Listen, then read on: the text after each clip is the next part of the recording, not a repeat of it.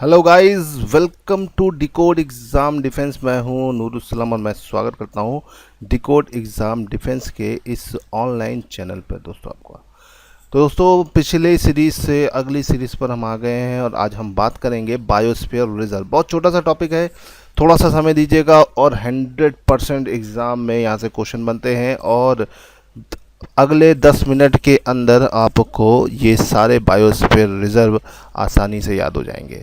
तो भाई चलिए, बायोस्फीयर रिजर्व पर कॉन्सेप्ट प्लस फैक्ट के बारे में हम बात करेंगे। जैव मंडल संरक्षित क्षेत्र, ठीक है। बायोस्फीयर रिजर्व, देखो बायोस्फीयर रिजर्व क्या होता है, क्यों होता है और कौन कौन से हैं, इन सब के बारे में आज हम जानेंगे। आगे बढ़ने से पहले दोस्तों आपसे बोल दूं कि अगर आपने हमारे चैनल को सब्सक्राइब नहीं किया तो तुरंत कर लीजिए। बायोस्फीयर रिजर्व की बेसिक आइडिया मैं आज आपको देने वाला हूं, क्या होता है, कैसे होता है, एग्जाम में अक्सर आजकल आ रहा है और इससे क्वेश्चन बनता है। पहली चीज़ तो ये जानना बहुत ज़रूरी, बायोस्फीयर रिजर्व बनते क्यों हैं। तो देखो, मैंने पिछले ही क्लास में आपको बताया था कि भाई बायोस्फीयर रिजर्व बनने की मेन वजह क्या है। मेन वजह है जैव विविधता संरक्षण। जैव विविधता संरक्षण करने के हमारे पास दो मेथड होते हैं, इन सेतु और ex situ. In situ method we made 3 types of things: national park, wildlife sanctuaries and biosphere reserve. National park और बायोस्फीयर रिजर्व में बहुत ही स्लाइटली सा डिफरेंस होता है। भाई नेशनल पार्क में भी फ्लोरा और फौना का कंजर्वेशन होता है और बायोस्फीयर रिजर्व में भी होता है, लेकिन दोनों में डिफरेंस कहाँ पर आता है? डिफरेंस आता है भाई, biosphere reserve is a broader word in compare to national park, और वाइल्ड लाइफ सेंचुरी और छोटा। भाई एक बायोस्फीयर रिजर्व में एक नेशनल पार्क हो सकता है, एक नेशनल पार्क में एक वाइल्ड लाइफ सेंचुरी हो सकती है। तो भाई इसको याद रखिएगा।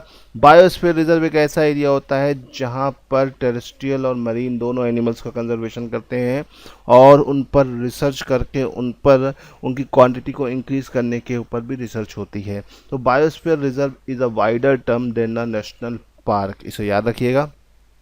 बायोस्फीयर रिजर्व होता क्या है और ये किस तरह से अपने अस्तित्व में आया, इसको हम थोड़ा सा जानते हैं। देखिए हुआ क्या कि भाई यूनेस्को तो आप जानते हैं ना, यूनाइटेड नेशन का एक ऑर्गेनाइजेशन है। यूनेस्को ने क्या किया भाई, यूनेस्को ने एक प्रोजेक्ट लॉन्च किया। प्रोजेक्ट का नाम था MAB मतलब मैन एंड बायोस्फीयर, ठीक है। बायोस्फीयर क्या होता है? Biosphere is a common intersection point of lithosphere, atmosphere and hydrosphere, ठीक है। इन तीनों का जो कॉमन पॉइंट होता है इसी को हम बोलते हैं बायोस्फीयर। तो दोस्तों इससे याद रखिएगा बायोस्फीयर क्या होता है। अब यूनेस्को ने प्रोजेक्ट शुरू किया, MAB शुरू किया, और शुरू कब किया? 1971 में। ये डेट याद रखिएगा, ईयर याद रखिएगा। और इस प्रोजेक्ट के तहत पूरी दुनिया में क्या बनने लगे? Biosphere reserve. और इसी के तहत भारत में भी बायोस्फीयर रिजर्व बनने की शुरुआत हुई और भारत का पहला बायोस्फीयर रिजर्व 1986 में बना। भारत का पहला बायोस्फीयर रिजर्व था नीलगिरी। नीलगिरी जो है ये इंडिया का सबसे पहला बायोस्फीयर रिजर्व है जो 1986 में बना और जो केरल, कर्नाटक और तमिलनाडु के मीटिंग पॉइंट पर है। इसे याद रखिएगा, भूलिएगा मत, ठीक है। बहुत इम्पॉर्टेंट है और यूज़फुल है आपके एग्ज़ाम के लिए, ठीक है दोस्तों। अब देखो इसी में थोड़ा सा हम और आगे बढ़ते हैं और कुछ और चीज़ों को भी देख लेते हैं। भाई देखो बायोस्फीयर रिजर्व की अगर हम बात कर रहे हैं तो बायोस्फीयर रिजर्व सबसे पुराना कौन सा है ये तो आपके सामने आ गया, ठीक है। अब भारत में बायोस्फीयर रिजर्व हैं कितने? भारत में कुल मिलाकर जो बायोस्फीयर रिजर्व की जब हम बात करते हैं तो कुल मिला के 18 बायोस्फीयर रिजर्व हैं। कितने दोस्तों? 18। How many biosphere reserve India has? India has only 18 biosphere reserve. Biosphere reserve एक बहुत बड़ा एरिया होता है जिसमें कोर जोन होता है, बफर जोन होता है, ठीक है। और लगभग 50 से 100 किलोमीटर तक फैला हुआ ये रीजन होता है। कोर जोन में किसी भी तरह की ह्यूमन एक्टिविटी नहीं होती है, तो ये इसका एक क्राइटेरिया होता है, ठीक है, ताकि ह्यूमन इंटरफेरेंस यहाँ पे कम हो और उनकी पॉपुलेशन पर किसकी, फ्लोरा और फौना या बायोडाइवर्सिटी की पॉपुलेशन इंक्रीज नेचुरल और आर्टिफिशियल तरीके से हो जाए। अब देखिए यहाँ पर हम बात कर रहे हैं इंडिया में बायोस्फीयर रिजर्व। भाई देखिए बायोस्फीयर रिजर्व का मैप आपके सामने बना हुआ है। इंडिया में बायोस्फीयर रिजर्व कुल मिला के 18 है। ठीक है, एक मैप लो, मैप लेकर उस पर इन बायोस्फीयर रिजर्व को एज इट इज़ प्लॉट कर लो। जैसे ही दोस्तों आप इसे प्लॉट करोगे, 2 से 3 बार ट्राई करोगे, 100% के लिए ये हमेशा के लिए याद हो जाएगा। तो सबसे आसान तरीका इसको जो याद करने का है वो कहाँ है, मैप लीजिए और मैप पर इसे बनाना शुरू करिए। जैसे वो पहले नंबर पे आता है उत्तराखंड। देखो उत्तराखंड कहाँ पे में कौन सा है, नंदा देवी। ठीक है, फिर आता है देखो ऊपर से नीचे आते वक्त, फिर आता है सिक्किम। सिक्किम में कौन सा है, कंचनजंगा। फिर आता है असम। असम में है मानस। फिर आता है अरुणाचल प्रदेश में है दिहांग दिबांग।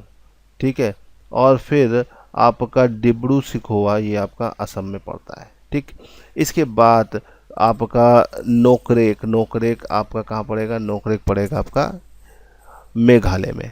ठीक, उसके बाद सुंदरबन, सिमलीपाल, ठीक है, Seshachalam, gulf of Mannar, great Nicobar, ठीक, पंचमढ़ी, पन्ना, गल्फ ऑफ कच्छ और सबसे पहला वाला सबसे नीचे नीलगिरी। ये इंडिया में टोटल 18 बायोस्फीयर रिजर्व हैं। अगर दोस्तों इस पर थोड़ा सा फोकस कर लोगे तो एग्ज़ाम ओरिएंटेड जितने भी क्वेश्चन बनेंगे यहीं से बनेंगे। चलो अब हम 18 को एक बार लिखित रूप में भी देख लेते हैं कि कैसे कैसे कहाँ कहाँ पे कौन कौन से हैं। ठीक है, शुरुआत करते हैं। देखो इंडिया में टोटल 18 बायोस्फीयर रिजर्व है। ठीक है, इसे याद रखिए कितने बायोस्फीयर रिजर्व है, 18। ठीक है, और ये प्रोजेक्ट शुरू किया था यूनेस्को ने। तो इनमें से 18 में से 11 बायोस्फीयर रिजर्व को यूनेस्को ने कंजर्व कर रखा है। तो इसे याद रखिएगा। अब वो कौन कौन से हम बातें करते जाएंगे। ठीक है, अब देखो 18 में से 11 को कर रखा है तो कितनों को नहीं किया, 7 को। तो कौन से नहीं है बस ये जान लो, इसको रिमेंबर कर लो। एग्जाम में क्वेश्चन जो आएगा वो यहीं से आएगा कि यूनेस्को की लिस्ट में कौन सा है कौन सा नहीं है। ठीक है, देखो सबसे पहला जो आता है कोल्ड डेजर्ट। कोल्ड डेजर्ट आता है हिमाचल प्रदेश में। देखो डेजर्ट सुनते ही आपको जम्मू कश्मीर की या लद्दाख की याद आ जाएगी, लेकिन एक्चुअली में कहाँ है, हिमाचल में है ना। और भाई देखो ये यूनेस्को की लिस्ट में नहीं है पहला। ठीक, फिर आता है नंदा देवी। नंदा देवी उत्तराखंड में, ये यूनेस्को की लिस्ट में है। फिर आता है कंचनजंगा, भाई ये यूनेस्को की लिस्ट में अभी 2018 में जुड़ा 11वें नंबर पर, ये भी है। ठीक है, फिर उसके बाद आता है Dihang Dibang. This is in Arunachal Pradesh और यूनेस्को की लिस्ट में नहीं है। ठीक है दोस्तों, फिर उसके बाद आपके पास अगले नंबर पे आता है मानस। मानस नेशनल पार्क भी है और असम में है। ठीक है, और ये भी यूनेस्को की लिस्ट में नहीं है। फिर डिब्रू सिखोवा। डिब्रू सिखोवा भी असम में पड़ता है, ये भी यूनेस्को की लिस्ट में नहीं है। ठीक है, तो यूनेस्को की लिस्ट में इस पेज पर आपको 4 मिल गए जो नहीं है, इसे याद रखिएगा। 3 अभी और मिलेंगे और हमेशा के लिए याद हो जाएगा यूनेस्को की लिस्ट में कौन सा है और कौन सा नहीं है। चलो अब आते हैं अगले नंबर पे, नोकरेक। नोकरेक पड़ता है मेघालय में और ये यूनेस्को की लिस्ट में है।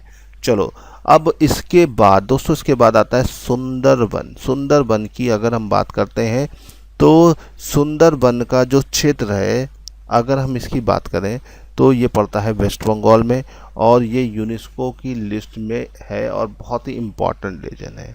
फिर आता है शेषचेलम। शेषचेलम की अगर हम बात करें तो ये अक्सर एग्ज़ाम में आता है, इम्पॉर्टेंट है और इसे भूलिएगा मत। और ये पड़ेगा कहाँ पर, आंध्र प्रदेश में, और ये यूनेस्को की लिस्ट में नहीं है। तो भाई यूनेस्को की लिस्ट में एक और नहीं मिल गया। फिर आता है अगस्था मलाई। भाई अगस्था मलाई की जब हम बात करते हैं तो ये कर्नाटक, तमिलनाडु और केरल के मीटिंग पॉइंट पर है, इसे याद रखिएगा। और काफ़ी इम्पॉर्टेंट एरिया है, बायोडाइवर्सिटी रिच एरिया है और ये यूनेस्को की लिस्ट में है। फिर आता है नीलगिरी। भाई नीलगिरी की अगर हम बात करें तो नीलगिरी जो है ये इंडिया का सबसे पहला बायोस्फीयर रिजर्व है और पहला यूनेस्को में जाने वाला बायोस्फीयर रिजर्व है। तो भाई ये तो होगा ही। ठीक है, तो इसे याद रखिएगा। फिर आता है गल्फ ऑफ मन्नार, तमिलनाडु में। भाई ये भी यूनेस्को की लिस्ट में है और इसकी सबसे खास बात क्या है, भाई यूनेस्को की लिस्ट में पाए जाने वाला सबसे बड़ा बायोस्फीयर रिजर्व यही है, सबसे बड़ा। ठीक है, तो सबसे बड़ा बायोस्फीयर रिजर्व जो यूनेस्को की लिस्ट में है वो कौन सा है, वो है गल्फ ऑफ मन्नार। ठीक है, गल्फ ऑफ मन्नार या मन्नार की खाड़ी। अब इसके बाद आते हैं अगले नंबर पे। अगले नंबर पर हमारे पास है ग्रेट निकोबार। ग्रेट निकोबार अंडमान में पड़ता है, ये भी यूनेस्को की लिस्ट में है। ठीक है दोस्तों, ये तो हो गए टॉप। और फिर आता है आपका अगले नंबर पे आएगा पन्ना। पन्ना की अगर हम बात करें तो भाई ये यूनेस्को की लिस्ट में नहीं है और ये एमपी में पड़ता है। पंचमढ़ी ये यूनेस्को की लिस्ट में है और बहुत ही रिच बायोडाइवर्सिटी वाला एरिया है, हर्ब श्रब्स के लिए बहुत फेमस है। अचानकमर अमरकंटक एमपी और छत्तीसगढ़ के में दोनों में पड़ता है और ये भी यूनेस्को की लिस्ट में है। ये भी बायोडाइवर्सिटी से रिच और फेमस एरिया है और यूनेस्को ने इसे अपनी लिस्ट में रखा है। फिर आता है कच्छ।